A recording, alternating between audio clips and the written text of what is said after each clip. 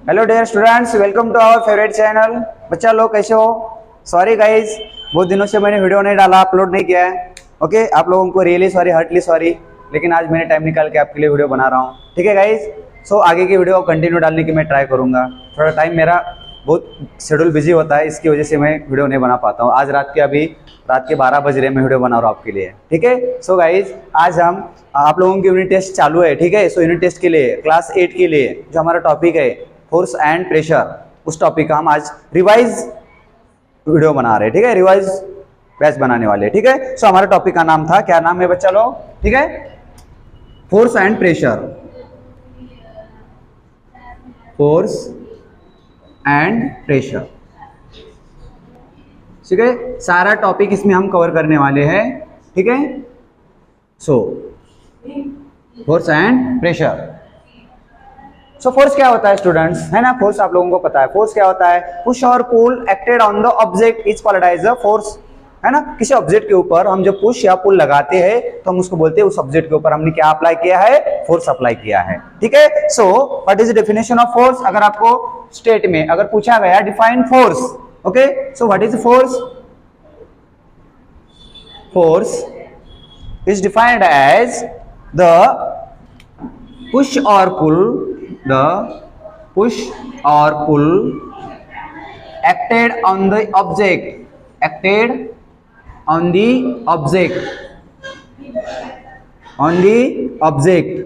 is called as force.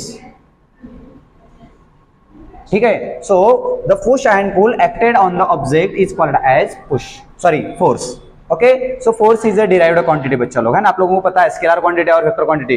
अगर जिस लोगों को पता नहीं है, मैंने वहां पे measurement and unit and measurement का वीडियो डाला है, वहां पे जाके आप लोग मतलब लर्न कर सकते हो स्केलर और वेक्टर क्या मैंने वहां पे उसको डिस्क्राइब किया है। ठीक है, so force is a vector quantity. Okay, force का मैथमेटिकल फार्मूला क्या बनेगा? सो फोर्स बनता है बच्चा लोग, force is equal to mass into acceleration, mass into acceleration, mass into acceleration,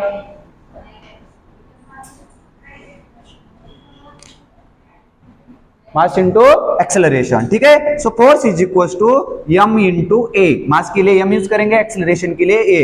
f is equal to m into a, माँ, है ना? माँ के पास फोर्स ज्यादा होता है तो शॉर्ट में याद रखो, है ना? f is equal to m a, या इसको वेक्टर क्वांटिटी है तो हम f बार भी डिनोट कर सकते हैं। किसी वेक्टर क्वांटिटी को हम डिनोट करने के लिए उसके ऊपर एरो लगाते हैं, उसको रीड करते हैं हम क्या? f bar is equal to ma। Okay, तो ये हमारा मैथमेटिकल उसका फार्मूला बन गया, मास इनटू एक्सेलरेशन। ठीक है, इसका हम एसआई यूनिट बना रहे हैं। आप देखो तो हमारे पास दो यूनिट बनते हैं, है ना? दो सिस्टम्स ऑफ यूनिट है मेनली जो फेमस है, एसआई और सीजीएस। ठीक है, तो एसआई यूनिट क्या है इसका? देखो एसआई यूनिट बनाएंगे हम, आपको तो पता है न्यूटन है, लेकिन उसके पहले okay, mass is equal to, mass का एसआई यूनिट क्या होता है? किलोग्राम, और एक्सेलरेशन का एसआई यूनिट क्या होता है? मीटर पर सेकंड स्क्वायर। सो ये पूरे को मिला के केजी मीटर पर सेकंड स्क्वायर, इसको सारे को मिला के हम क्या बोलते हैं? न्यूटन बोलते हैं। क्या बोलते हैं? न्यूटन, है ना? इसको सारे को मिला के क्या हम बोलने वाले हैं? न्यूटन। सो हमारा एसआई यूनिट बिकम्स न्यूटन, और इसका सिंबल यूज करेंगे हम कैपिटल एन। कैपिटल एन, यहाँ पे कैपिटल और स्मॉल क्यू यूज करते हैं हम। रूल्स क्या है? ठीक है, ये आप लोगों को मैंने यूनिट एंड मेजरमेंट टॉपिक में डिस्क्राइब किया है। अगर आप लोगों ने वीडियो नहीं देखा है तो वहां पे जाके वो वीडियो देख लो। तो एसआई यूनिट बन गया हमारा न्यूटन। ठीक है, और इसका सीजीएस यूनिट, ठीक है, एसआई सिस्टम का यूनिट बन गया न्यूटन, और सीजीएस यूनिट बन गया क्या है? डाइन, है ना? हाँ, डायन मत बोलो, डायन चुड़ैल होती है, भूतनी होती है। ठीक है, सो याद रखो बच्चा लोग, एसआई यूनिट, फोर्स का एसआई यूनिट है न्यूटन और सीजीएस यूनिट है डाइन। ठीक है, और दोनों का कन्वर्जन आप लोगों को याद होगा, दोनों का conversion 1 newton is equal to how much dyne? 10 to the power of 5 dyne, यानी कि 1 lakh dyne. 1 newton is equal to 1 lakh dyne. ठीक है, सो ये हमारा फोर्स के बारे में था, या आप लिख भी सकते हो यहाँ पे, force is a vector quantity. Force is a vector quantity.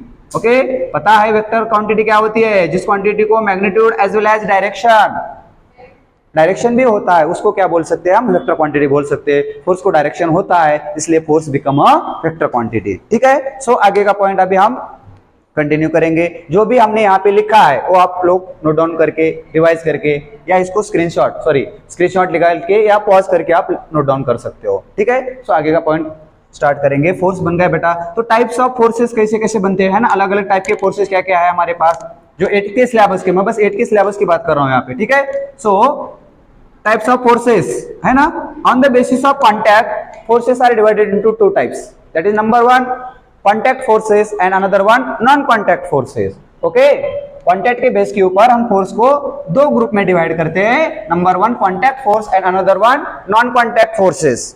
Okay, so next point बन रहा है हमारा types of forces, types of forces, ठीक है, on the basis of contact, ठीक है। मैं फोर्स के कॉन्टैक्ट के बेस के ऊपर 2 ग्रुप में उसको मैं डिवाइड कर रहा हूं। नंबर 1 है, उसका नाम था कॉन्टैक्ट फोर्सेस, सिंपल है बेटा, नाम से उसका मीनिंग हमें समझ में आ रहा है। ओके, कॉन्टैक्ट फोर्सेस, ठीक है। और अनदर 1 था हमारा non contact forces, non contact forces, ठीक है। यस, देखो नाम में ही इसका मीनिंग छुप गया है ना। कॉन्टैक्ट फोर्स क्या बनेगा, अगर डायरेक्टली कॉन्टैक्ट की वजह से फोर्स लग रहा है तो वो बनेगा contact force. Okay, this force acted due to direct contact, acted due to direct contact, direct contact, यानी कि अगर हमें थ्योरेटिकल लिखना है, the force which is acted, इतना ही लिखना है, इसके आगे क्या जोड़ो, ये बॉक्स के आगे है ना, the force which is acted due to direct contact या direct physical contact is called as a contact force. Okay, so contact force के एग्जांपल्स क्या देखे थे हम लोगों ने। सो फॉर एग्जांपल है ना, क्या बता सकते हैं आप, जैसा फ्रिक्शन फोर्स, कैसा contact friction force contact force है, ठीक है, फ्रिक्शन फोर्स। चलो नेक्स्ट वन क्या था हमारा, मस्कुलर फोर्स है ना, पुशिंग पुलिंग हम करते हैं, डायरेक्टली कांटेक्ट करना पड़ेगा, ओके, तब भी हम फोर्स अप्लाई कर सकते हैं, तो muscular force will becomes a contact force, muscular force, ठीक है। नंबर 3 देखो है ना, 2 ही बताया था मैंने पहले, आज और 2 एक्स्ट्रा बताऊंगा, ठीक है। तो क्या था मस्कुलर फोर्स के अलावा, टेंशन आपने देखा है, टेंशन जो स्ट्रिंग वगैरह में हम यूज देखते हैं है ना, जो टेंशन टाइट करने वाला जो फोर्स लगता है उसको हम टेंशन बोलते हैं। So tension force is a contact force, okay. और अनदर वन कोई याद आ रहा है क्या, या भूल गया मैं, नहीं, क्या बोल सकते हैं, फ्रिक्शन फोर्स, मस्कुलर फोर्स या टेंशन, चलो एक्सेट्रा बोलो, ठीक है। हम एग्जाम के लिए प्रिपेयर कर रहे हैं तो सारी बातें बाद में भी हम इसको क्लियरिफाई करेंगे, ठीक है। सो कॉन्टैक्ट फोर्स क्या बना बेटा, कुछ नहीं, the force which is acted due to the direct contact is called as a contact force, and for example friction force, muscular force, tension etc. okay, next one point था हमारा non contact force। तो non contact force क्या बनेगा बेटा, बस इधर direct contact की वजह से, अब यहाँ पे बोल दो without contact, force acted due to without contact, force acted due to without contact, contact के बिना जो फोर्स लगेगा उस फोर्स को हम क्या बोलेंगे, नॉन कॉन्टैक्ट फोर्स। जैसे कि फॉर एग्जांपल, ठीक है, मेरे हाथ में अभी पेन है, ठीक है, सो ये पेन अगर मैंने यहां से ड्रॉप कर दी तो ये अपने आप अर्थ सरफेस की तरफ जा रही है, पता है इसके ऊपर कौन सा फोर्स लग रहा है हमें, ग्रेविटेशन फोर्स। ग्रेविटेशन फोर्स से पेन और अर्थ के अंदर कुछ है क्या, कॉन्टैक्ट है क्या, नहीं है, फिर भी ग्रेविटेशन फोर्स अप्लाई हो रहा है, इसलिए क्या, gravitation force will becomes a non contact force. Okay, so number 1 हमारा टाइप था इसका, सॉरी हाँ, फॉर एग्जाम्पल था उसका, क्या था, ग्रेविटेशन फोर्स, ग्रेविटेशन फोर्स, ठीक है। नेक्स्ट वन कौन सा, electrostatic force, very nice, electrostatic force. Third one magnetic force, magnetic force भी आप लोगों ने सबको पता है, ठीक है, magnetic force also known contact force. So magnetic force etc. etc. These are the different types of non-contact forces. Okay? ये जो हमने कॉन्टैक्ट फोर्स और नॉन कॉन्टैक्ट फोर्स बोला है, कॉन्टैक्ट के बेस के ऊपर, ठीक है। अगर कोई 2 ऑब्जेक्ट के बीच में अगर फोर्स लग रहा है, कॉन्टैक्ट हो रहा है या नहीं हो रहा है, अगर कॉन्टैक्ट हो रहा है तो उसको हम कॉन्टैक्ट फोर्स बोलेंगे, अगर दोनों के अंदर विदाउट कॉन्टैक्ट का भी फोर्स अप्लाई हो रहा है तो उसको बोलेंगे नॉन कॉन्टैक्ट फोर्स। आया समझ में? ओके, चलो आगे बढ़ते हैं, अब इसके नेक्स्ट पॉइंट कवर करते हैं इसको, ठीक है।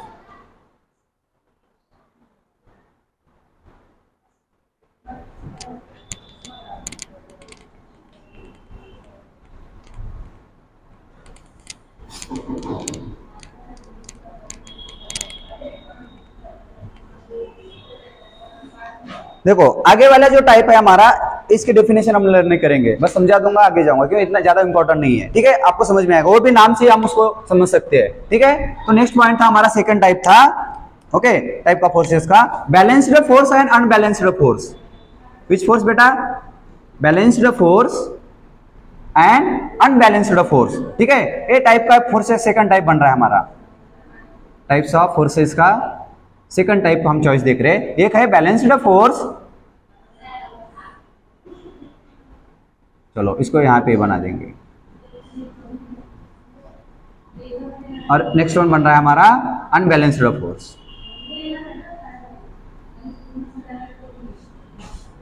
अनबैलेंस्ड फोर्स, ठीक है। क्या है बच्चा लोग, कुछ नहीं, आसान है, बैलेंस्ड। अगर किसी ऑब्जेक्ट के ऊपर to equal and opposite force हम लगा रहे हैं तो उसके ऊपर का नेट फोर्स क्या होगा? जीरो होगा। अगर किसी ऑब्जेक्ट के ऊपर नेट फोर्स जीरो बन रहा है तो बैलेंस्ड फोर्स है ना। या उसको ऐसा बोलो, किसी ऑब्जेक्ट के ऊपर, इस पेन के ऊपर मान लो, ठीक है, आसानी से बता दूंगा मैं, ठीक है। एक पेन के ऊपर मान लो इस साइड से, राइट साइड से मैं 5 न्यूटन फोर्स लगा रहा हूँ, और लेफ्ट साइड से 5 न्यूटन फोर्स लगा रहा हूँ, तो इस बॉडी के ऊपर का नेट फोर्स क्या बनेगा? जीरो। अब ये दो फोर्सेस कैसे फोर्सेस बन गए? Balanced forces, okay. So two equal and opposite direction, अगर two equal force opposite direction में एक ऑब्जेक्ट के ऊपर लगा रहे हैं हम, तो वो ऑब्जेक्ट क्या, सॉरी, वो फोर्स कैसे बनते हैं? बैलेंस्ड फोर्स बनते हैं, ठीक है। सो इसके ऊपर का नेट फोर्स, एफ नेट, किसी बॉडी के ऊपर का एफ नेट क्या होना चाहिए? जीरो होना चाहिए, नेट फोर्स वो बोल रहा हूं मैं, ठीक है। लेकिन अनबैलेंस्ड की है, एफ नेट क्या होना चाहिए? Not equals to zero. मान लो एग्जांपल के साथ समझा देंगे, ठीक है, डेफिनेशन की तो ज्यादा जरूरत नहीं है, ठीक है। सो फॉर एग्जांपल मान लो एक ऑब्जेक्ट है यहाँ पे, मैंने जैसे अभी बोल दिया, ठीक है, बॉक्स हमने यहाँ पे रख दिया, मान लो इस तरफ से मैंने 5 न्यूटन इसके ऊपर फोर्स लगाया, जो F1 था, हमने बोला इसको F1, ठीक है। इस तरफ से हमने अपोजिट डायरेक्शन में F2 फोर्स लगाया, वो भी 5 न्यूटन का था, इक्वल मैग्नीट्यूड का अप्लाई किया। सो इसका F नेट हम कैसे निकालेंगे? है ना, F2 माइनस F1 या F1 माइनस F2 कर दो, ठीक है। मैं कर रहा हूं F2 माइनस F1, क्या आने वाला है बच्चा लो? 5 माइनस 5 यानी 0। इसके ऊपर का नेट फोर्स क्या बन रहा है? 0 Newton. So these two type F1 and F2 will becomes a balanced force. लेकिन नेक्स्ट वन, जैसे फॉर एग्जांपल यहाँ का दिख रहे हैं हम अनबैलेंस्ड फोर्स का, फॉर एग्जांपल यही बॉक्स, यही एग्जांपल लेंगे, मान लो इस तरफ से मैंने फोर्स लगाया F1 2 न्यूटन, ठीक है, और इस तरफ से आगे की तरफ से हमने F2 लगाया मैंने 7 न्यूटन। ऑब्वियसली पता है इसके ऊपर नेट फोर्स 5 न्यूटन इस तरफ लग रहा है, क्योंकि 2 न्यूटन कैंसिल हो जाएगा, बचा हुआ 5 Newton force, net force left तरफ की लगेगा, ओके। लेकिन फिर से निकालने के लिए कैसे बोल सकते हैं हम? इसके ऊपर का F नेट क्या बन रहा है? Okay, F2 minus F1 that is equals to 7 minus 2 that is equals to F net is equals to क्या बन रहा है बच्चा लोग? 5 newton, and which is not equals to 0। So ये जो दो फोर्स बन गए 2 न्यूटन और 7 न्यूटन, ये फोर्स कैसे बन रहे? Unbalanced forces, okay. So forces के टाइप्स हमारे सिलेबस में हमने ये दोनों ही टाइप देखे है ना, जैसे हम 6 में अलग अलग पढ़े थे, है ना, muscular force, magnetic force, electrostatic force, friction force, okay. This ये जो बेसिक फोर्सेस थे हमने 6-7 स्टैंडर्ड्स में हमने उसको लर्न किया था फाउंडेशन में, ठीक है। लेकिन अभी 8th में हम ये दो टाइप के अलग अलग फोर्स देखने वाले। एक पहले थे contact force and non contact force, और नेक्स्ट वन है हमारा balanced force and unbalanced force, ठीक है। तो नेक्स्ट पॉइंट तरफ चलने वाले बच्चा लोग, ये हो गया फोर्सेस के बारे में, ठीक है।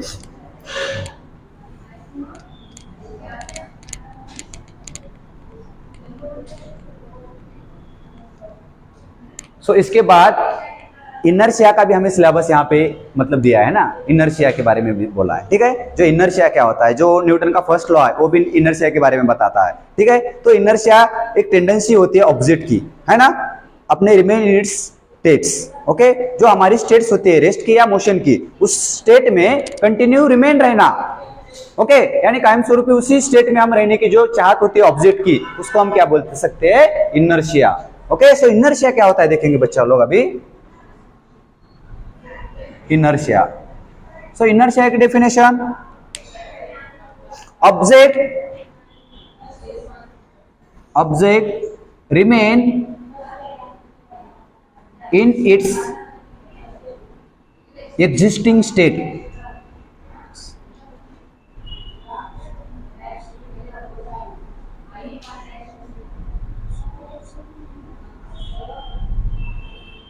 एग्जिस्टिंग की स्पेलिंग बराबर है EXISTING, एग्जिस्टिंग EXISTING बराबर है बच्चों के। चलो, object remain in its existing states, वो रेस्ट हो जाए या मोशन की। Okay, object remain in its existing state. Okay, this tendency of an object is called as inertia. Existing states बोलो नहीं तो, है ना। स्टेट्स अलग अलग होते हैं, है ना। रेस्ट भी हो सकता है या मोशन भी हो सकता है। ओके, सो हमारे इनर्शिया के 3 अलग अलग टाइप बनेंगे बच्चा लोग, ठीक है। इनर्शिया के क्या बन रहे, हमारे 3 अलग अलग टाइप बन रहे। नंबर 1 बनेगा बच्चा लोग, है ना, inertia of rest. Inertia of rest यानी कि उसकी स्टेट अगर रेस्ट में है तो ऑब्जेक्ट हमेशा के लिए रेस्ट में ही रहना चाहेगा, ठीक है। यानी कि क्या बनेगा, object remain in its existing state of rest until an external balance acted upon it. जब तक हम उसके ऊपर अन एक्सटर्नल बैलेंस फोर्स अप्लाई नहीं करेंगे, कोई भी ऑब्जेक्ट जो रेस्ट में है वो हमेशा के लिए रेस्ट में ही रहने के लिए पसंद देगा। तो वो जो टेंडेंसी है ऑब्जेक्ट की, उस टेंडेंसी को हम क्या बोलते हैं, inertia of rest. First type बन गया, ठीक है। नेक्स्ट टाइप बन रहा था हमारा, सेकंड टाइप बन रहा है बच्चा लोग, ठीक है, इनर्शिया ऑफ मोशन। सेम यही, object remain in it's state, okay, state of motion बोलो, स्टेट ऑफ मोशन। लेकिन मोशन कौन सा, along the straight path. Okay, बाकी के मोशन में हम ये मतलब 100% श्योरली नहीं है, लेकिन अलोंग द स्ट्रेट पाथ में। ओके, अगर मोशन कोई स्ट्रेट पाथ में जा रहा है तो हमेशा के लिए वो स्ट्रेट पाथ ही करेगा, स्ट्रेट पाथ के मोशन में ही कंटिन्यू करेगा, जब तक हम उसके ऊपर एक्सटर्नल फोर्स अप्लाई नहीं करेंगे। ओके, और जो ये टेंडेंसी है, उस टेंडेंसी को हम क्या बोलेंगे, इनर्शिया ऑफ मोशन। और लास्ट वाला था बच्चा लोग, डायरेक्शन के बारे में भी यही सच है, ठीक है। इनर्शिया ऑफ डायरेक्शन, क्या डायरेक्शन, इनर्शिया ऑफ डायरेक्शन भी बोल सकते हैं हम, ठीक है। इनर्शिया ऑफ डायरेक्शन यानी कि कोई ऑब्जेक्ट, ओके, मोशन में है और वो उसकी डायरेक्शन वो अपने आप चेंज नहीं करेगा, ठीक है। उसके ऊपर जब तक हम फोर्स नहीं लगाएंगे, वो अपने कंटिन्यू जो डायरेक्शन में मोशन कर रहा है उसी डायरेक्शन में वो मोशन क्या करेगा, कंटिन्यू करेगा। यानी कि when object remain in its, क्यों ऐसा बोल सकते हैं, when object is in motion then its direction do not changes by its own. वो खुद अपनी डायरेक्शन चेंज नहीं करेगा। वो जो टेंडेंसी है हम उसको बोल सकते हैं इनर्शिया ऑफ डायरेक्शन। सो ये इनर्शिया हमारे 3 टाइप के बन गए बच्चा लोग, inertia of rest, inertia of motion and inertia of direction. Same simple है बच्चा लोग। पहला क्या था, अगर ऑब्जेक्ट रेस्ट में है तो हमेशा के लिए रेस्ट में रहेगा जब तक हम उसके ऊपर एक्सटर्नल फोर्स अप्लाई नहीं करेंगे। नेक्स्ट वन, अगर ऑब्जेक्ट मोशन में है लेकिन अलोंग द स्ट्रेट पाथ, तो कंटिन्यू अपना मोशन क्या करेगा, अलोंग द स्ट्रेट पाथ में कंटिन्यू करेगा।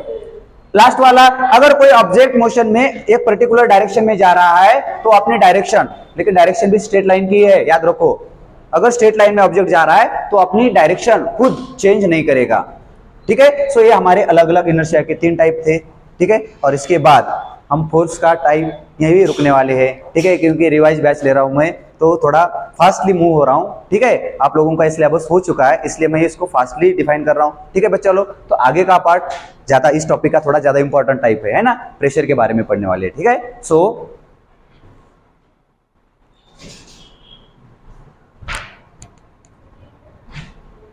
चलो नेक्स्ट क्या था हमारा, प्रेशर अभी, ठीक है। प्रेशर ओके, प्रेशर क्या होता है? अगर किसी ऑब्जेक्ट के ऊपर हम फोर्स लगाते हैं या किसी सरफेस एरिया के ऊपर हम फोर्स लगाते हैं तो हम बोल सकते हैं वहां पे प्रेशर अप्लाई हो रहा है।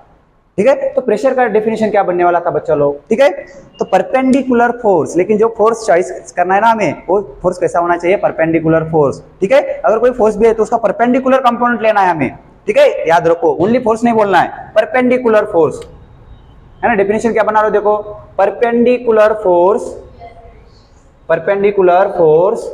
Acted on unit area is called as pressure. Is called as pressure.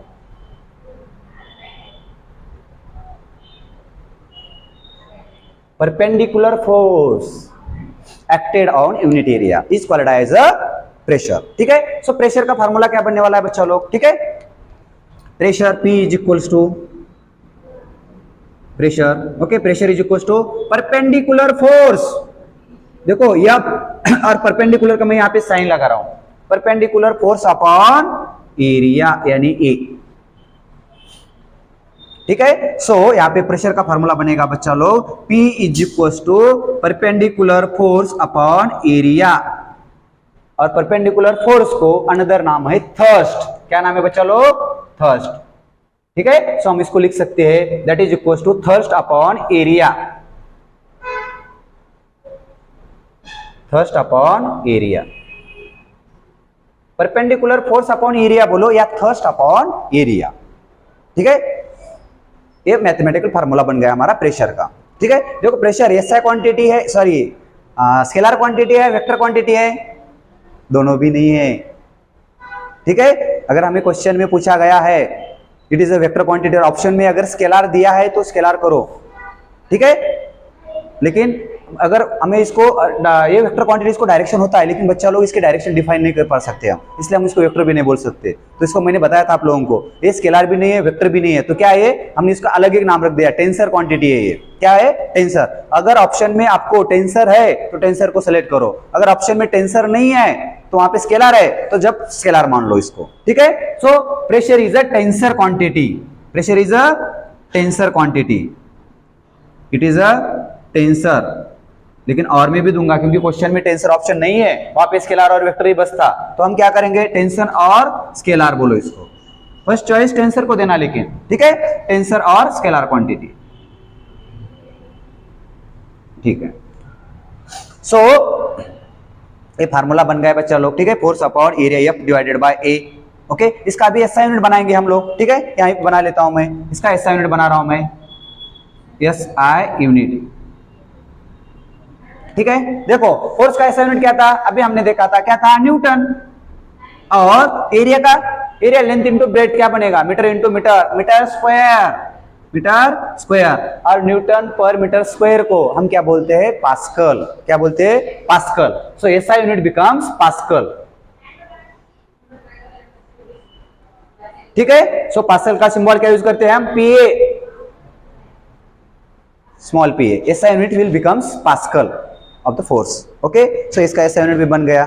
अब फोर्स के बारे में जो आगे, force in solid, force in liquid and force in gases या एयर में, है ना, तीन अलग अलग हमारे जो मैटर के स्टेट्स होते हैं, उसके ऊपर हम फोर्स के ऊपर क्या करने वाले, थोड़ा सा डिस्कशन करने वाले हैं। ठीक है, यहाँ पे हमारे टॉपिक में मतलब सिलेबस में सॉलिड और लिक्विड में, ठीक है, यानी सॉलिड में ज्यादा इंपॉर्टेंट नहीं है क्योंकि सॉलिड के ऊपर तो फोर्स हमें रेगुलरली देखते हैं, लेकिन लिक्विड में और गैसेस में जो प्रेशर यूज होता है उसको हम एटमॉस्फेरिक प्रेशर बोलने वाले हैं। ठीक है, ये इंपॉर्टेंट, ये मतलब जो कंटेंट है ये थोड़ा इंपॉर्टेंट है, तो इसके बारे में आप डिटेल में हम डिस्कस करेंगे यहाँ पे। ठीक है,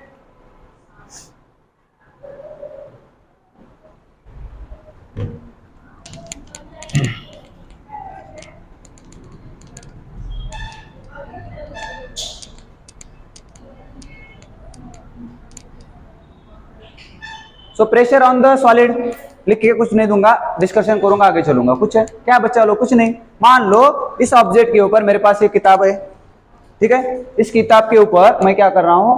कोई ऑब्जेक्ट रख रहा हूं, ठीक है ना, ये ऑब्जेक्ट रख लिया मैंने इसके ऊपर। ये किताब क्या है? सॉलिड है। ठीक है, ये किताब ये मैंने दूसरा जो डस्टर रखा है इसके ऊपर, ठीक है, ये भी सॉलिड है, लेकिन ये क्या करेगा? इसके ऊपर मैंने रख दिया इसका, इस डस्टर के ऊपर है ना, नीचे की तरफ वेट लगेगा, है ना, ग्रेविटेशन फोर्स। वेट क्या बनता है, ग्रेविटेशन फोर्स, यानी ग्रेविटेशन फोर्स इस जो हमारा डस्टर है इसका इतना जो एरिया है, इस एरिया के ऊपर ये क्या करेगा, नीचे ऊपर फोर्स लगाएगा डाउनवर्ड डायरेक्शन में, ठीक है। लेकिन ये जो वेट अपॉन एरिया क्या बन रहा है, फोर्स बन रहा है, सॉरी प्रेशर बन रहा है। तो ये ऑब्जेक्ट डस्टर इस किताब के ऊपर क्या लगा रहा है, प्रेशर लगा रहा है।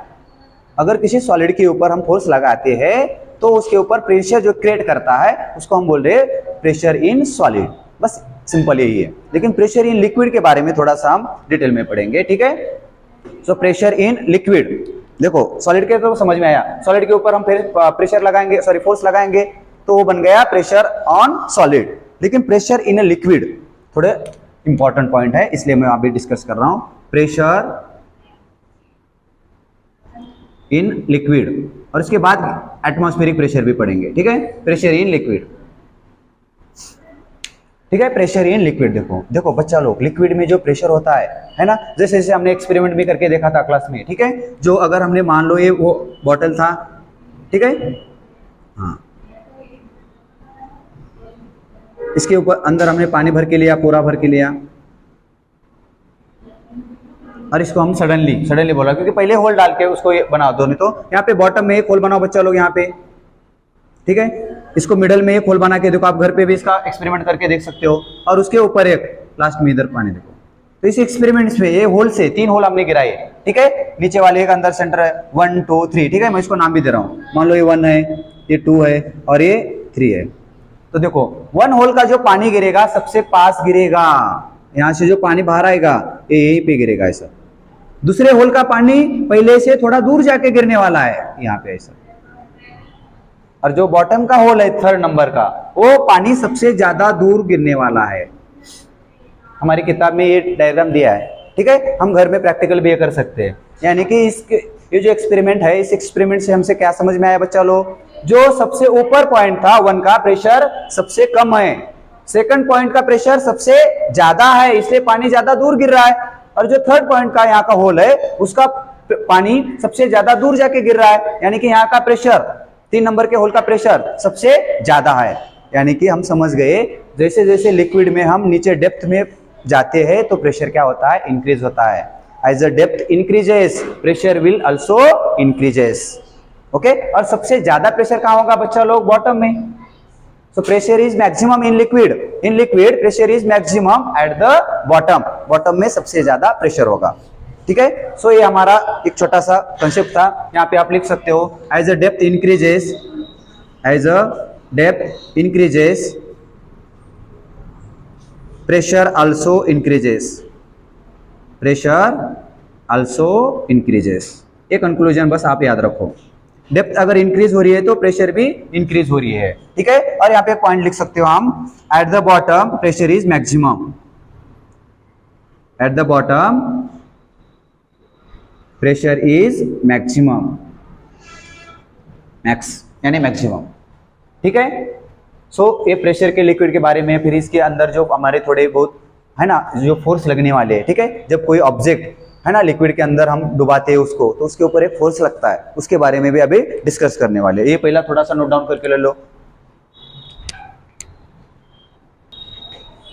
चलो नेक्स्ट क्या कंसेप्ट था हमारा, मैंने बोल रहा था अगर किसी ऑब्जेक्ट को हम लिक्विड में या फ्लूइड में हम इसको इमर्ज कर रहे हैं, ठीक है, डुबा रहे हैं, तो उस ऑब्जेक्ट के ऊपर की तरफ एक फोर्स लगता है, उस फोर्स को हमने बोला बियॉन्ड फोर्स या बियॉन्सी force.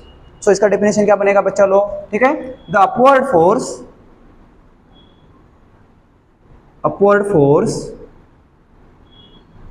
acted on the object, the upward force acted on the object in liquid, कैसा बोलो, when it is emerged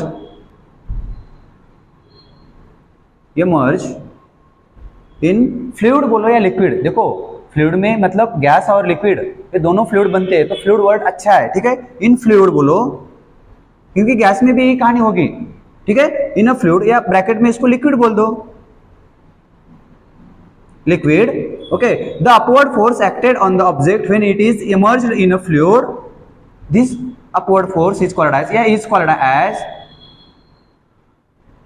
is called as beyond force, sorry BU है, चलो ठीक है,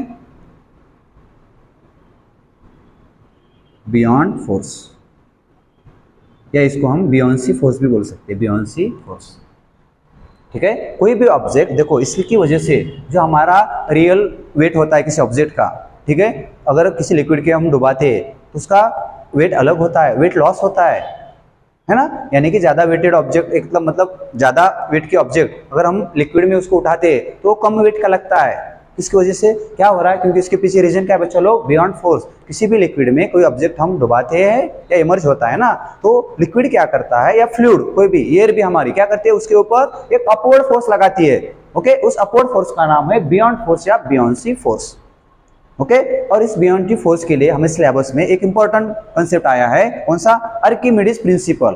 क्या है उसका नाम, आर्किमिडीज प्रिंसिपल, ठीक है।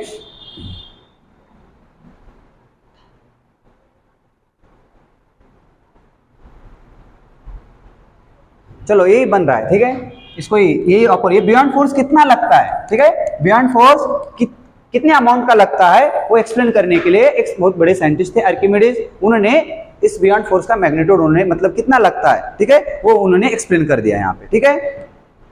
डस्टर कहाँ गया या घूम गया, चलो मिल गया, चलो। तो सो नेक्स्ट पॉइंट है हमारा Archimedes principal, Archimedes principal.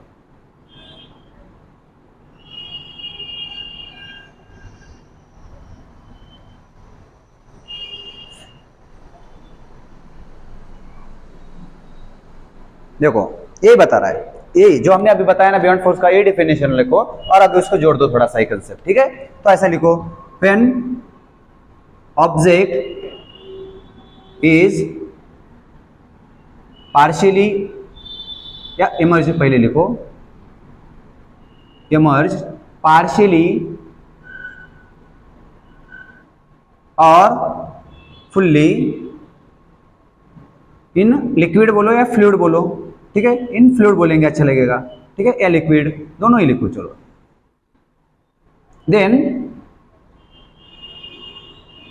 Upward force या अपवर्ड थ्रस्ट भी बोल सकते हैं हम लोग, ठीक है, क्योंकि परपेंडिकुलर फोर्स ऊपर लगता है बच्चा लोग, है ना, परपेंडिकुलर फोर्स को हमने अभी थ्रस्ट बोला था, या अपवर्ड थ्रस्ट बोलो या upward force acted on the object, and this upward force is called as a beyond force. This, yeah, upward force acted on the object, this upward force is called as, या ऐसा थोड़ा change करेंगे क्या, upward force, ये यहाँ पे ऐसा लिखो, है ना, थोड़ा सा एक्टिव है, अपवर्ड जो फोर्स लग रहा है उसको हमने क्या बोला है, बियॉन्ड फोर्स ना, upward force that is beyond force acted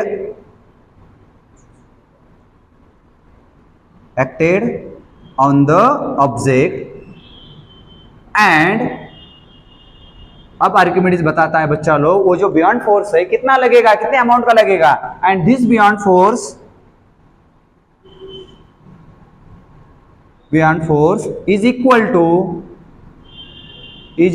देखो ये इंपॉर्टेंट है, सबसे इंपॉर्टेंट नोट पॉइंट है आगे वाला, याद रखना है हमें, ठीक है। ये जो बियॉन्ड फोर्स है is equal to the weight of the fluid, weight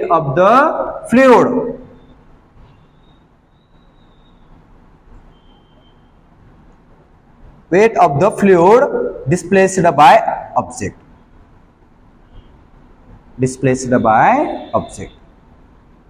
देखो जो बियॉन्ड फोर्स है किसके इज इक्वल है बच्चा लोग, wait of the fluid displaced by the object, यानी कोई भी ऑब्जेक्ट बच्चा लोग अगर किसी फ्लूइड में या लिक्विड में हम इसको इमर्ज करते हैं पार्शियली या होली, है ना, पार्शियली या फुल्ली बोलो, है ना, या आधा या पूरा ऑब्जेक्ट अगर लिक्विड में डूब रहा है तो हमें पता है इसके ऊपर अपवर्ड की तरफ क्या लगेगा, बियॉन्ड फोर्स लगेगा। सो बियॉन्ड फोर्स का अमाउंट कितना होगा, तो this beyond force is equal to the weight of the fluid, जितने वेट का फ्लूइड डिस्प्लेस होगा, बाजू में हटेगा, जो हटने वाला फ्लूइड है उसके वेट के बराबर बियॉन्ड फोर्स ऊपर की तरफ लगेगा। आर्किमिडीज का यही कहना था और ये सबसे इंपॉर्टेंट मतलब लॉ था या एक आर्किमिडीज प्रिंसिपल था। इसकी वजह से हम लोग है ना शिप बनाने में बहुत सारी हेल्प हो गई। देखो आपने शिप लोगों का शिप का देखा होगा शेप है ना, ये ऐसा रहता है, टेपर टाइप का रहता है, यानी वो मैक्सिमम अमाउंट का फ्लूइड मैक्सिमम वेट का फ्लूइड क्या करेंगे डिस्प्लेस कर पाएंगे, उतना ही अपथर्स्ट ऊपर की तरफ लगेगा, बियॉन्ड फोर्स लगेगा और हमारा शिप का जो भी वेट है उसको क्या हो सकता है फ्लोट हो सकती है। ठीक है, सो ये था हमारा बच्चा लोग आर्किमिडीज प्रिंसिपल। ओके, और इसके लास्ट का एक मुझे है ना इसके पहले लेना था लेकिन अभी भी लिया तो कोई दिक्कत नहीं है। ठीक है, इसको नोट डाउन करके आप लर्न करो अच्छे से। आगे का जो लास्ट का पार्ट था हमारा तो ये था हमारा एटमॉस्फेयर। ठीक है, नेक्स्ट पॉइंट क्या था हमारा atmospheric pressure, pressure in the gas. ठीक है, देखो एटमॉस्फेरिक प्रेशर,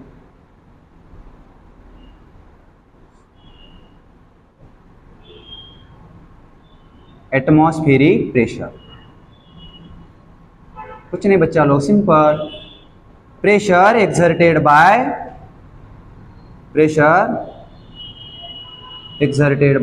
एटमॉस्फेरिक एयर।